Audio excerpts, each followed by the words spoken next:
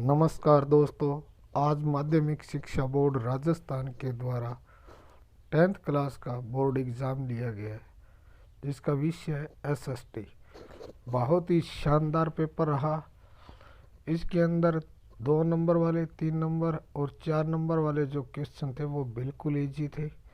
इसके अलावा 1 नंबर वाले और मैप जो है वो अच्छी क्वालिटी वाले दिए गए हैं। अगर आपने बुक को अच्छी तरह से रीड किया है तो इस पेपर में आपको किसी प्रकार की कोई दिक्कत नहीं थी। अगर आपने मार्केट से जो पासबुक वगैरह है आपने वो रीड करके अगर गए हैं तो फिर आपका ये पेपर निश्चितों से अच्छा नहीं गया होगा। तो छोटे जितने भी क्वेश्चन हैं 1 नंबर वाले वो सभी मैं यहाँ पर आपको हल करवा रहा हूँ। तो शुरू करते हैं। देखिए,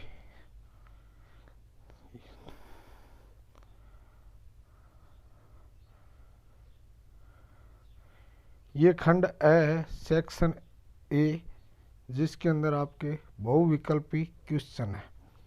देखिए, जर्मेनिया किस राष्ट्र का रूपक बन गई? इसका आपका राइट आंसर जर्मनी है।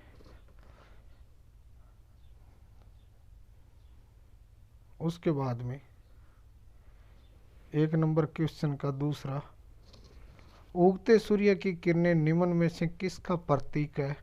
तो इसका राइट आंसर आपका 4 नंबर वाला है, एक नए युग का सूत्रपात। इसका तीसरा क्वेश्चन, निम्न में से किसे साहित्य का नोबेल पुरस्कार प्रदान किया गया है? तो इसका राइट आंसर आपका 1 नंबर है, सीवी रमन।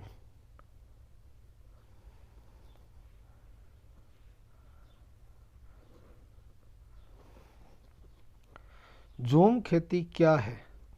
तो इसके अंदर आपके 4 ऑप्शन दिए गए हैं, बिल्कुल इजी क्वेश्चन है। स्थानांतरण कृषि इसका राइट आंसर है।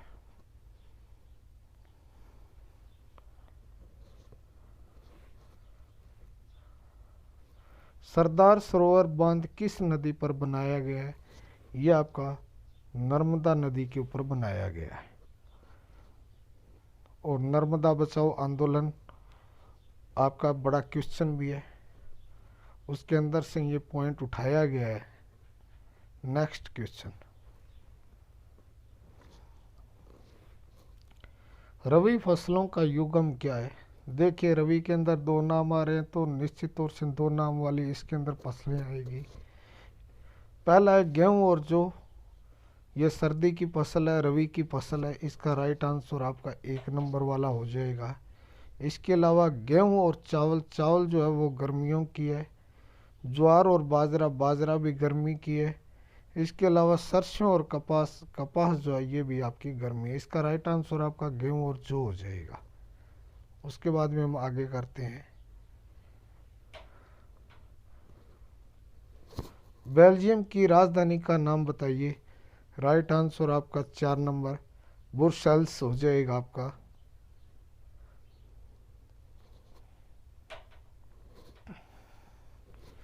निम्न में से कौन सा विषय संविधान में सशक्तिकरण की किसी भी सूची में नहीं है? देखिए, व्यापार है, शिक्षा है, विदेशी संबंध है, लेकिन कंप्यूटर सॉफ्टवेयर आपका इसका राइट आंसर हो जाएगा। यानी कि ये संविधान के शक्ति वितरण की सूची के अंदर शामिल नहीं है।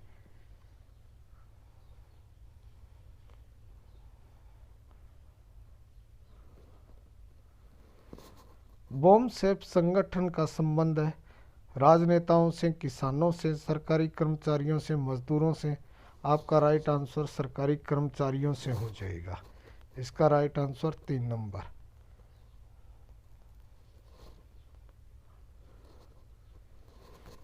मानव विकास रिपोर्ट जारी करने वाली संस्था है। इसका राइट आंसर हो जाएगा 1 नंबर, संयुक्त राष्ट्र विकास कार्यक्रम यानी कि यूएनडीपी।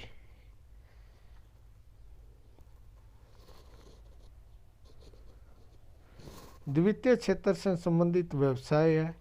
द्वितीय क्षेत्र के अंदर एक ही आता है जो आपका उद्योग आता है। इसके अलावा बैंकिंग, भंडार सेवाएं, संचार सेवाएं ये तृतीय क्षेत्र के अंदर आते हैं। बहुत ही अच्छे तरीके से ये मैंने करवाया था। निम्न में से कौन सा देश सस्ता विनिर्माण केंद्र का उदाहरण है? तो आजकल चाइना इसके मामले में बड़ा फेमस है, तो इसका राइट आंसर बी हो जाएगा, यानी कि चीन।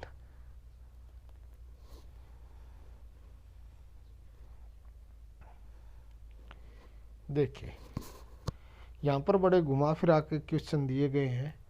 एक साथ बहुत सारे देशों में व्यवसाय करने वाली कंपनियों को निगम कहा जाता है। देखिए कंपनी और निगम एक ही बात है, तो यहाँ पर आपके आंसर हो जाएगा बहुराष्ट्रीय।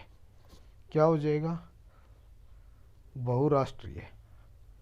ठीक है, ये आपका राइट आंसर हो जाएगा। उसके बाद में देखिए दूसरा, जीवमंडल से प्राप्त संसाधन जिनमें जीवन व्याप्त है।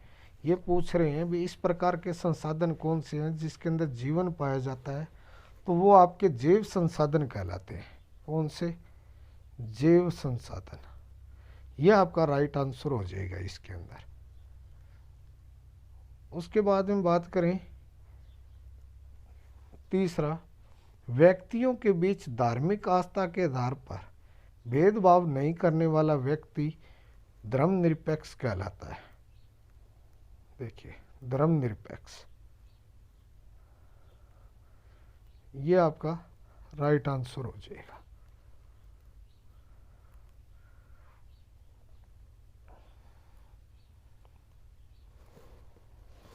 किसी देश की आय उस देश के सभी, यहाँ पे ये क्वेश्चन जो थोड़ा विवादित है, लेकिन मेरा जो लगभग आइडिया है वो इस प्रकार से है, किसी देश की आय उस देश के सभी लोगों की आएगा। लोगों की अगर आय करें तो ये फिर क्वेश्चन विवादित बन जाता है, और ये आपके अर्थशास्त्र से उठाया गया है, जो आपका पॉलिटिकल के बाद के अंदर है जो पार्ट उसमें से। तो यहाँ पर सबसे बढ़िया अगर बात करें इसके अंदर आंसर की, तो वो आपका हो जाएगा किसी देश की आय उस देश के सभी क्षेत्र कहेंगे, सभी क्षेत्रकों की आय। ठीक है, ये आपका राइट आंसर हो जाएगा इस क्वेश्चन का।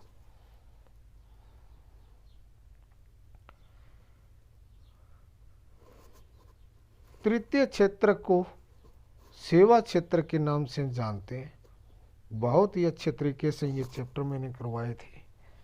उसके बाद में आगे है छठा, खालिस्तान में तीव्र उन्नति के वैश्वीकरण प्रक्रिया को प्रेरित किया है। तो यहाँ पर बिल्कुल परफेक्ट जो आंसर है वो प्रौद्योगिकी हो जाएगा आपका। क्या हो जाएगा? प्रौद्योगिकी में तीव्र उन्नति की वैश्वीकरण की प्रक्रिया को उत्प्रेरित किया जा सकता है। इसके अलावा जिन्होंने उद्योग किया है वो भी ठीक है, जिन्होंने द्वितीय क्षेत्र किया है वो भी ठीक है, लेकिन सबसे बढ़िया आंसर इसका प्रौद्योगिकी आएगा। उसके बाद में अति लघुतरात्मक 1 नंबर वाले क्वेश्चन है। देखिए मारियान की प्रतिमाएं सार्वजनिक चौकों पर क्यों लगाई गई थी? तो ये जो चौकों के ऊपर प्रतिमाएं लगाई गई थी मारियान की, इसका मेन कारण यही था कि वहाँ की जनता को बताना था भी राष्ट्रीय एकता के बारे में ये हमेशा याद दिलाती रही ये प्रतिमाएं, इसलिए ये सार्वजनिक चौकों के ऊपर लगाई गई थी। उसके बाद में किस बीमारी ने 1890 से के दशक में 90% मवेशियों को मौत की नींद? बहुत ही शानदार प्रश्न है। इसका राइट आंसर आपका हो जाएगा रिंडरपेस्ट है। ये जो बीमारी थी इसने मौत की नींद सुला दिया था मवेशियों को। उसके बाद में ब्रेटन वुड्स सम्मेलन किस देश में आयोजित किया गया? यह अमेरिका के अंदर किया गया था। अमेरिका में, अमेरिका के शहर के अंदर ये आयोजित किया गया था। ये ब्रेटन वुड्स ये भी वही जगह का नाम है। उसके बाद में आगे भी वनों से प्राप्त होने वाली 2 वस्तुओं के नाम लिखिए। ये इजी सा क्वेश्चन है, कोई मुश्किल नहीं है। लकड़ी हमें वनों से प्राप्त होती है, इसके अलावा और बात करें फल हमें प्राप्त होते हैं, तो आप इजी इसका आंसर दे सकते हैं। उसके बाद में टांका क्या है? बिल्कुल आसान सा क्वेश्चन है, कोई मुश्किल नहीं। ये अर्धशुष्क क्षेत्र होते हैं, जैसे राजस्थान के अंदर बात करें बाड़मेर बीकानेर, वहाँ पर वर्षा जल संग्रहण करने का ये एक तरीका जिसे हम टांका के नाम से जानते हैं। नेक्स्ट क्वेश्चन, भारत में उगाई जाने वाली दो मुख्य रेशेदार फसलों के नाम बताइए। तो इसका आपका राइट आंसर हो जाएगा, देखिए रेशेदार पूछिए तो इसके अंदर आपके पटसन हो जाएगा, इसके अलावा दूसरा कपास हो जाएगा। अच्छा क्वेश्चन है ये भी। श्रीलंका स्वतंत्र राष्ट्र कब बना? देखिए बहुत ही अच्छा क्वेश्चन है भी, इसने डायरेक्ट लगभग एक ही सन पूछा है पूरी आपकी जो किताब है उसके अंदर से। तो इसका आपका राइट आंसर हो जाएगा 1948। आगे, भारतीय संविधान में हिंदी के अलावा कितनी भाषाओं को अनुसूचित भाषा का दर्जा दिया गया है? बहुत ही अच्छा क्वेश्चन है, जिसने जल्दी से आंसर किया उसका गलत हो गया होगा। देखिए 22 जो भाषाएं हैं उनको दर्जा दिया गया है। इसने पूछा हिंदी के अलावा, तो बच गई आपकी 21। आपका राइट आंसर 21 हो जाएगा। किस आंदोलन के राजनीतिक दल के रूप में बदलने का कोई एक उदाहरण? आप कुछ भी लिख सकते हैं, कोई मुश्किल नहीं है। तो इसके अंदर आप यानी कि स्वतंत्रता नहीं होती, इसके अलावा वंशवाद भी इसके अंदर प्रमुख रहता है। ये आप कोई भी एक उदाहरण लिख सकते हैं। धारणीय विकास से आप क्या समझते हैं? बिल्कुल इजी क्वेश्चन है भी, हमें विकास का स्तर थोड़ा सा ऊंचा बढ़ाना है और साथ में भावी पीढ़ी के लिए भी हमें रखना है, इस प्रकार का समायोजन करना है। तो इसे हम धारणीय विकास के नाम से जानते हैं। आपके अनुसार भारत में अधिकांश लोग कहाँ नियोजित है? तो बिल्कुल इजी सा है, आप देखते होंगे प्राथमिक क्षेत्र के अंदर सर्वाधिक नियोजित है आज भी। लेकिन भारत तीसरे सेक्टर की ओर अग्रसर है। लेकिन इसने क्वेश्चन क्या पूछा है? आपके अनुसार भारत अधिकांश लोग कहाँ नियोजित है? तो इसका राइट आंसर आपका प्राथमिक क्षेत्र हो जाएगा। रैनबैक्सी कंपनी क्या उत्पादन करती है? देखिए हमने बहुराष्ट्रीय कंपनियों के बारे में पढ़ा था, ये भारत की बहुराष्ट्रीय कंपनियों के अंदर आती है, जो किसका काम करती है? दवा का काम करती है। ये दवा उत्पादन करने वाली कंपनी है। ये आपके छोटे क्वेश्चन खत्म हो गए हैं। इसके अलावा अब ये 2 नंबर वाले हैं। रूढ़िवाद क्या है? पुरानी धारणाओं से संबंधित है। खेड़ा के अंदर मिल मालिकों के कारण, यानी कि ये सिंपल से आयात शुल्क जो दूसरे देशों से मंगाया जाता है उसके ऊपर कुछ टैक्स लगता है।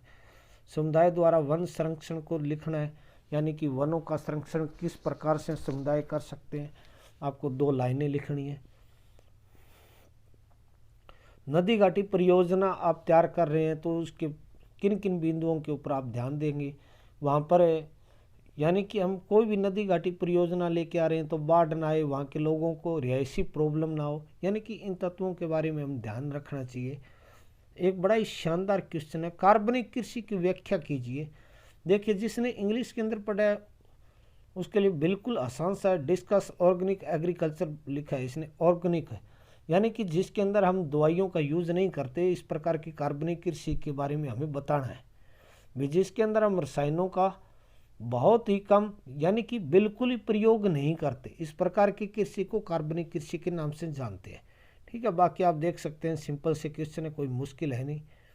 गैर नवीकरणीय साधन से आप क्या समझते हैं? देखिए नवीकरणीय जिसका हम बारी बारी से रिसाइकल ना कर सके, इस प्रकार के, तो आप क्या कहेंगे? पेट्रोल हो गया, कोयला हो गया, इस प्रकार के। प्राथमिक क्षेत्र की 2 गतिविधियों के उदाहरण दीजिए आप। सिंपल सा प्राथमिक क्षेत्र के आप कुछ भी दे सकते हैं, कृषि, खनन है, इसके अलावा लकड़ी काटना, मछली पकड़ना, ये सारे के सारे प्राथमिक क्षेत्र के अंदर आते हैं। स्वयं सहायता समूह, जो स्वयं का एक समूह जो आपस के अंदर कार्य करें और अपनी सहायता करें, इस प्रकार के स्वयं सहायता समूह हो गया। बहुराष्ट्रीय कंपनियां कैसे कार्य करती है? ये अंतर्राष्ट्रीय स्तर के ऊपर कार्य करती है, अलग अलग देशों में कार्य करती है और अच्छी सुविधाएं प्रदान करती है।